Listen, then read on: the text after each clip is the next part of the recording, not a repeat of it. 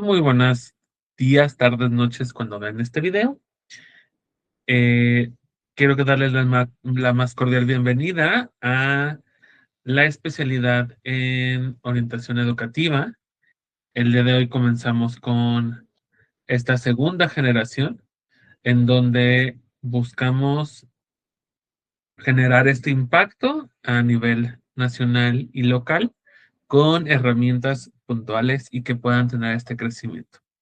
El día de hoy tenemos a nuestra querida compañera Shami, pero antes de entrar de lleno con la sesión, me gusta darles esta bienvenida y que ustedes empiecen a reconocer todo lo que van a aprender en esta siguiente generación. Hemos hecho una propuesta completamente diferente para generar herramientas muy puntuales y que ustedes al tener esta formación puedan sentirse acompañados, puedan sentirse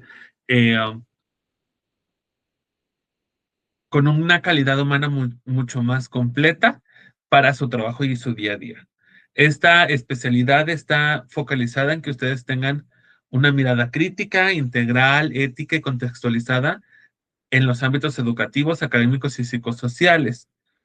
Va a ser a modalidad en línea con algunas actividades asíncronas y ustedes van a poder revisar el material, van a poder leer las lecturas que les dejemos en el Classroom. Va a haber una clase en Classroom en donde ustedes van a ver la clase, material que pueden conectar y ahí se pueden comunicar directamente. Hay un grupo de WhatsApp en donde ustedes puedan poner puntualmente dudas, comentarios, quejas, sugerencias, lo que ustedes quieran en ese momento.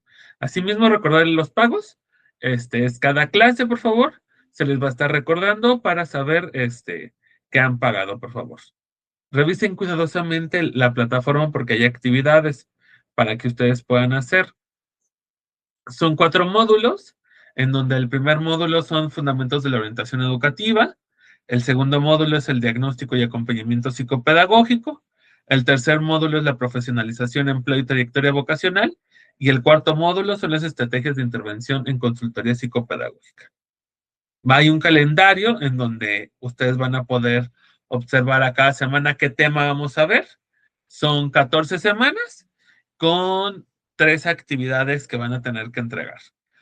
La primera clase que tenemos hoy con la licenciada Istab Shamanek Rivera Vibriesca. Es horrible hablar y pronunciar su nombre, pero todos le decimos Shami.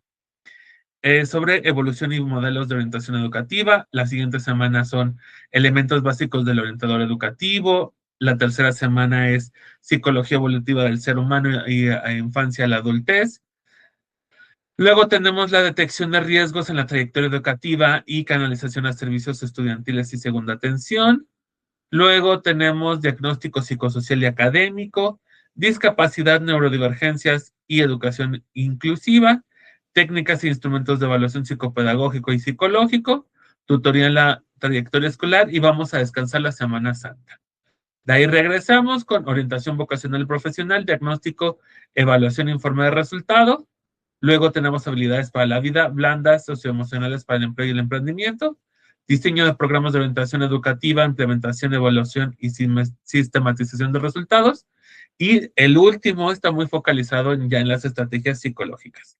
Intervención en la conducta, intervención con padres y madres de familia y acompañamiento emocional.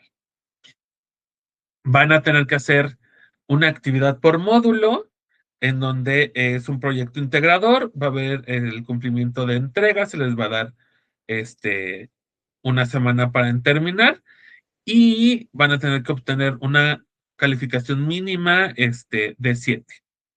Entonces, sin más preámbulos y para no tardarnos más, presento a la ponente del día de hoy. Como les decía, es ISTAP, es licenciada en Educación por la Universidad de Guanajuato, con especialidad en orientación educativa y formación en diseño curricular. Cuenta con experiencia en el nivel medio superior y superior, desempeñándose en áreas de orientación, consejería estudiantil y coordinación académica. Actualmente se desempeña como responsable del área de consejería educativa desde la Administración Central de la Universidad de Guanajuato, donde coordina acciones institucionales y acompaña a orientadores educativos. Ha ejercido también funciones docentes en nivel básico y ha brindado atención directa a estudiantes mediante pláticas, talleres y procesos de acompañamiento académico. Su labor se distingue por una mirada empática, organizada y orientada al acompañamiento integral del estudiantado. Su trabajo se centra en acompañar procesos de desarrollo integral desde una práctica profesional, ética y centrada en el bienestar estudiantil. Pues micrófonos abiertos. Eh, Espero que sea una agradable sesión el día de hoy y que podamos tener una buena sesión el día de hoy. Todos tuyos. Muchas gracias, Aldo. Bueno, vamos a empezar. El día de hoy, pues el tema que vamos a tocar es evolución y modelos de la orientación educativa. ¿Puedes avanzarle, por favor? La que sigue. Ok, empecemos un poco con lo de la parte de la evolución. Tenemos estas etapas que podemos decir como etapas principales. La primera sería el periodo precientífico o antigüedad del siglo XIX, donde figuras como Sócrates y Platón ya hablaban de una importancia de elegir profesión según las aptitudes de las personas. Y empezaba a tener como un poco de sentido esta cuestión de empezar a guiar o en ese momento a clasificar y enmarcar a las personas, pues según las aptitudes que tenían, hacia qué pueden dedicarse o cuál sería como la mejor opción para que se desempeñaran. En el Renacimiento, autores como Juan Luis Vives enfatizaron el conocimiento de las capacidades individuales para guiar a los alumnos. Ahí ya empezó a tomar un poquito más de este sentido hacia lo académico. Nacimiento de la orientación profesional, eso empieza en los inicios del siglo XX, donde Frank Parsons, considerado el padre de la orientación, tras fundar la Vocational Bernú en 1908, se enfoca puramente en lo vocacional. Entonces busca ajustar los perfiles de los trabajadores a sus puestos laborales tras la revolución industrial. Entonces, ¿qué quiere decir esto? Que los perfiles ahora que tenían que buscarse o que se les iba a dar como esta vocación o esta guía, tenían que estar vinculados o directamente relacionados a cómo iban a funcionar para el trabajo, no tanto como para el desempeño personal o profesional, sino para la labor.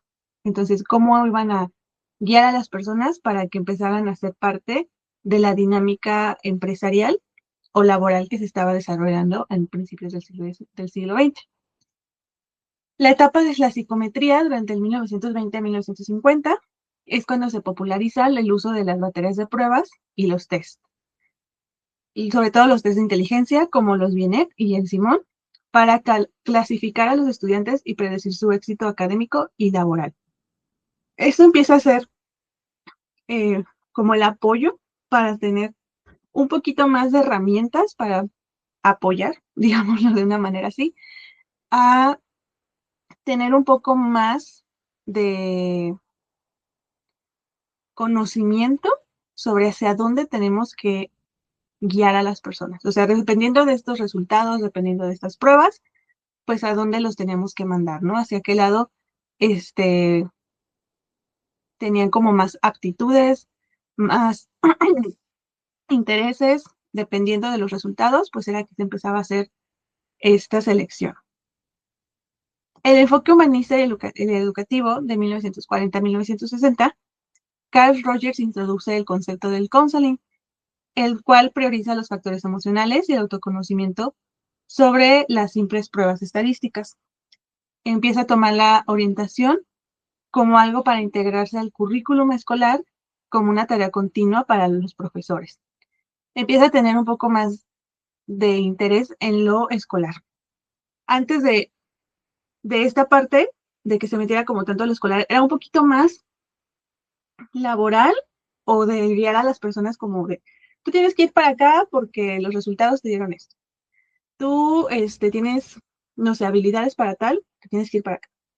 En el momento en que Carl Rogers ya introduce como un poco más el autoconocimiento, el factor emocional y demás, empezamos a tener más conocimiento de las personas, más información, más datos, un poquito más de precisión y apoyo para que la decisión no sea simplemente, digo, la guía no sea simplemente una cuestión de números o de estadísticas, sino de los intereses de las personas y de las cosas que pues están a su alrededor, que los hacen como empezar a tomar estas decisiones y empezar a apoyarlos en esta parte.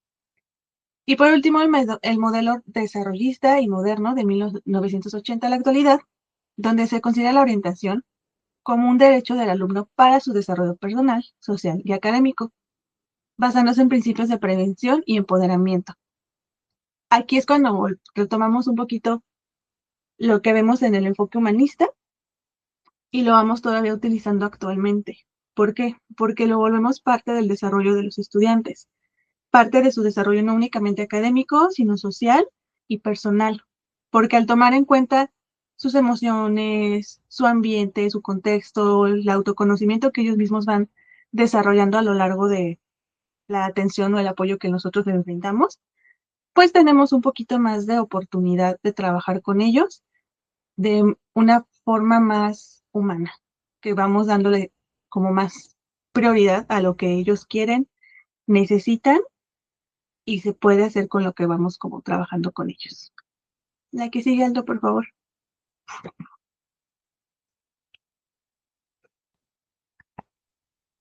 ¿Todo bien hasta el momento?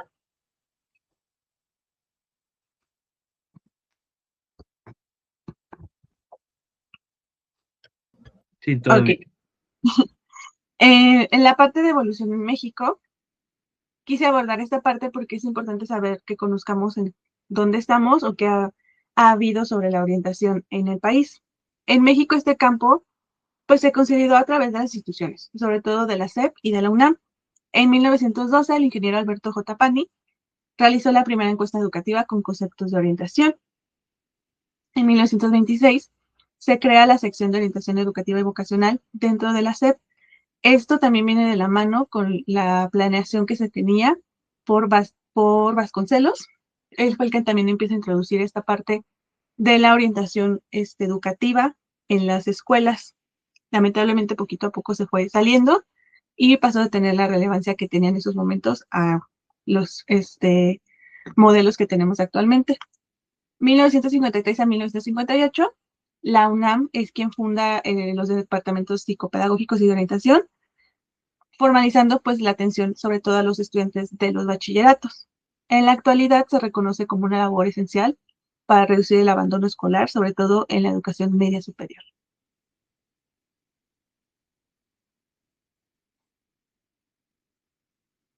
Vamos a empezar con los modelos. Para esta presentación opté por tres modelos. El primero que vamos a revisar es el modelo clínico o counseling.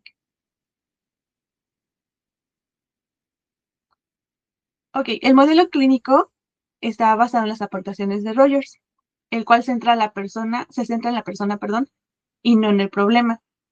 Utiliza la relación de ayuda y la comunicación para promover el autoconocimiento, el crecimiento emocional y la autonomía del cliente. En esta intervención se desarrolla sobre todo por la entrevista, o sea, todo lo que vamos a trabajar, más bien, toda la información que vamos a obtener, la información más importante, es a través de la entrevista. Y la entrevista inicial es sumamente importante para nosotros ir viendo cuál es el motivo que manifiesta en nuestro orientado y los motivos latentes que nosotros vamos detectando. Pero para eso, la entrevista va a ser nuestra base. La primera es como donde tenemos que empezar a tener una buena relación de ayuda para después en cada sesión ir explorando un poco más y entonces poder darle el mejor seguimiento y apoyo al estudiante. La que sigue. Fases del modelo. Según Vizquerra, podríamos decir que este modelo se desarrolla en cuatro fases. El inicio y la estructuración, que es cuando la persona solicita la ayuda y se establece la relación de ayuda basada en el rapport. El rapport es una habilidad o una herramienta, digámoslo así, que se va a tener para el momento de la entrevista, que hagamos sentir a la persona cómoda, segura, con esta libertad de expresar su situación sin miedo como a ser juzgado.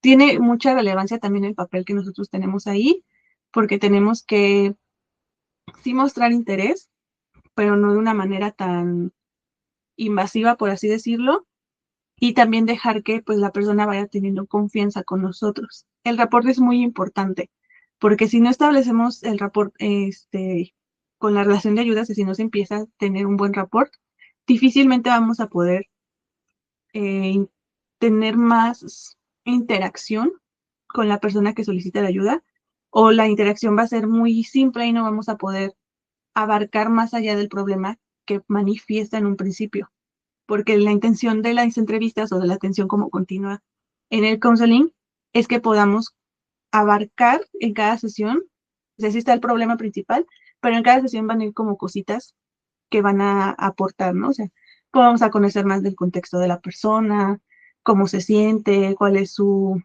sí, ay, ¿cómo se dice? Su red de apoyo dentro de la escuela o del espacio en el que esté. O sea, estas cositas que tenemos que ir averiguando, si no se establece un buen rapport, difícilmente la persona se va a soltar o se va a atrever a comentar o a contarnos ese tipo de situaciones. Entonces es importante que lo podamos hacer en un principio. De ahí vamos a la exploración, que es en la parte en la que se clarifica la situación del cliente, explorando sus experiencias, sentimientos y percepciones. Luego vamos al tratamiento, que aquí es cuando ya se decide cómo van a intervenir. O sea, tenemos tal problema y para que lo soluciones, porque eso es muy importante, nosotros no lo vamos a solucionar, nosotros nada más vamos a brindar las herramientas que la persona necesita para solucionar el problema que manifiesta con nosotros. Entonces tenemos que plantear eso reforzando sobre todo el autoconcepto, la autoaceptación y la autoestima. Y por último, un seguimiento y evaluación. Es como esta parte de ir acompañándolo en todo su proceso, evaluar cada este,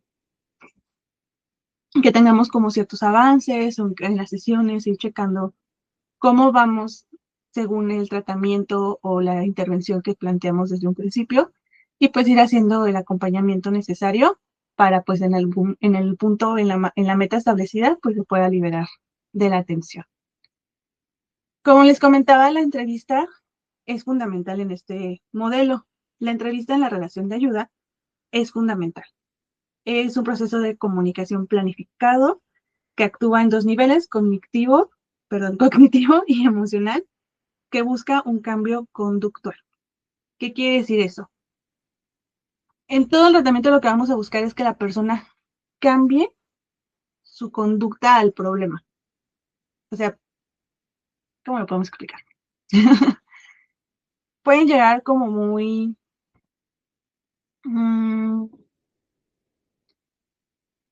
alterados, un poco en crisis por la situación que presenten, y tenemos que cambiar que dejen de verlo así como a lo mejor un problema que no tiene solución. Sí tiene solución y lo vamos a trabajar de esta forma y que él solito vea, obtenga las herramientas y diga, entonces ya no lo va a ver como un problema, sino como una situación que tal vez sí me costó llevar a cabo, pero que ya pasó, ¿no? Ya no reaccionar de la misma forma. No sé si me entendí. ¿Aló? Todo bien. Muy bien. Vamos con el modelo de programas. El modelo de programas concibe la orientación como una intervención planificada, sistemática y fundamentada teóricamente. Este modelo prioriza la prevención y el desarrollo de competencias personales, académicas y profesionales, más que una intervención remedial. Esta tal cual es planeada. O sea, es muy de ya tener los pasos a seguir. Es así, vamos a solucionar el problema, pero lo vamos a hacer de punto A, punto B, punto C, y está muy, muy, muy, muy bien marcado y va a ser evaluado cada que tenga como sus fases. Vamos a verlo como una rúbrica, ¿no? O sea, vamos a hacer en la primera parte esto, ¿cómo nos fue? Entonces, Esta es como súper planeada. O sea, se presenta el problema o se dice cuál es el problema y se va a hacer ese plan de trabajo y tal cual está el plan de trabajo se tiene que llevar. Y este es más que nada un trabajo colaborativo, perdón, entre profesionales y no hay como un tal cual trabajo directo con la persona que tiene el problema, sino que es más de apoyo. La que sigue, por favor. Como les comentaba, se organizan fases que incluyen la detección de las necesidades, la fundamentación teórica, la planificación, la aplicación, el seguimiento y la evaluación. Les recuerdo que cada vez que se termine una de las fases, tiene que tener su evaluación para entonces ver si se están cumpliendo o no las metas que se establecen en el plan. Pueden desarrollarse en un currículo escolar o mediante acciones puntuales, ya sea que se haga esta adaptación curricular para que dentro de las mismas metas o planes que se tienen en la escuela se pueda como ir cumpliendo estas fases, o ya que sea una atención directa, o sea, ya sin tener que involucrar como a la currícula escolar, sino hacerlo de manera ya directa, sin un filtro, por así decirlo, y atacarlo de manera directa. Es un trabajo en equipo y la conexión es entre el centro educativo y la comunidad. Por eso les digo, no es como el counseling sí es para directamente con la persona que lo solicita. Aquí es, por decirse, trabajaría con todo un grupo, puede ser una escuela o todo un grado, o sea, sí va siendo un poquito más directo a eso y con el apoyo a la comunidad de la institución o inclusive también en comunidad fuera de la escuela.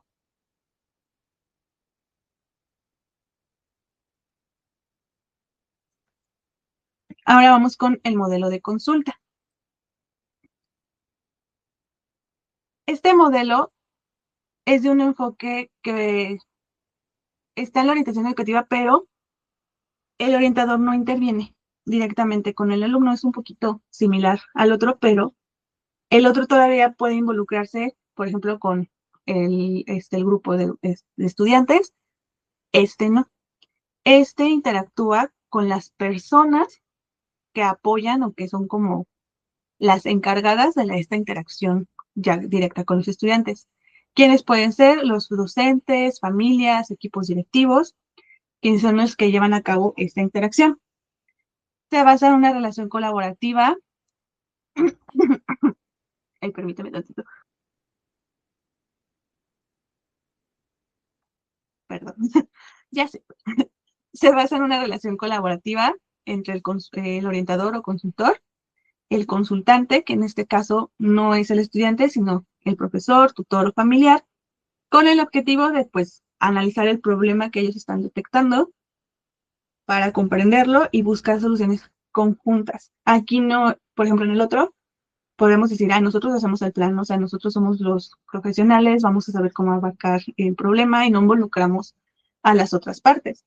Aquí sí se tienen que involucrar. O sea, se detecta el problema, pero cómo vamos a trabajar todos en colaboración. Podría ser un poco como lo que se hacía, desconozco si se sigue haciendo, pero lo de escuela para padres, ¿no? Que se trataba como de involucrar un poquito a los papás también en las problemáticas a lo mejor que presentaba la escuela. Es un ejemplo de algo burdo, pero es algo similar. O sea, se tiene que buscar atacar este problema en conjunto.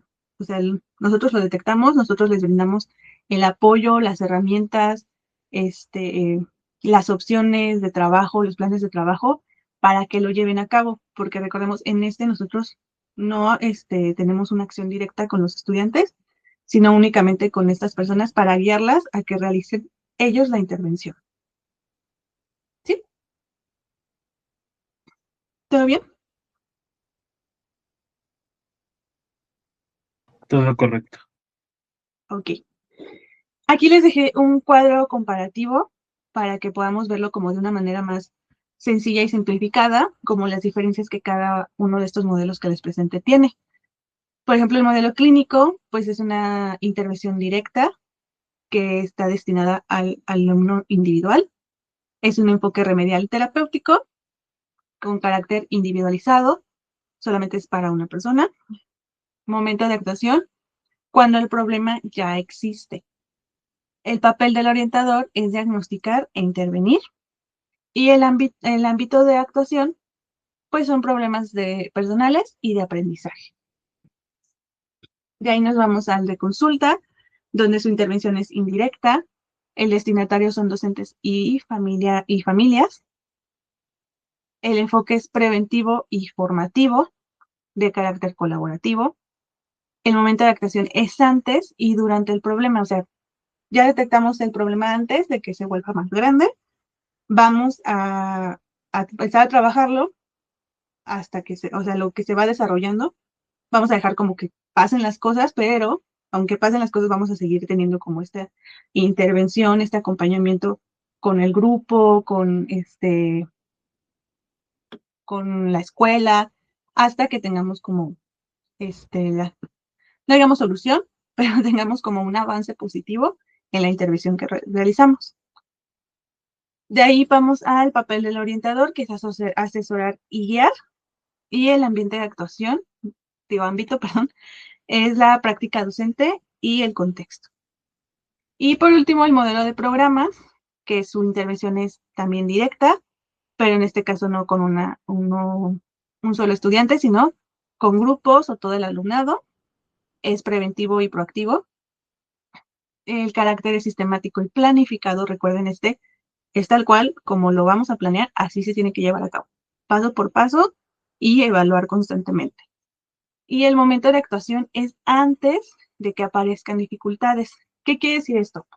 Si ya tenemos el problema, no vamos a dejar que se haga más grande. O sea, lo tenemos que empezar ya a atacar, ya a tratar, porque si nada más es como de, ay, ahorita lo vemos, ahorita lo checamos, van a aparecer dificultades más grandes y al momento en que tengamos, por decir, nuestra planeación, pues ya no va a tener como mucho sentido porque le dimos, no sé, mucho tiempo a que se desarrollara o se hiciera más grande el problema, ya está más difícil atenderlo, entonces va a ser como una constante modificación, entonces hay que prevenir o prever el cómo se va a desarrollar y por eso es que es como planificado, ¿no? Para evitar que a lo mejor se vuelva más difícil de lo que ya estaba presente. Y el papel del orientador es diseñar, aplicar y evaluar el programa. Y el ámbito de actuación, pues es el desarrollo integral del alumnado. Bueno, me gusta mucho esta frase de Rogers, se las dejo aquí, que es la curiosa paradoja es que cuando me acepto tal como soy, entonces puedo cambiar.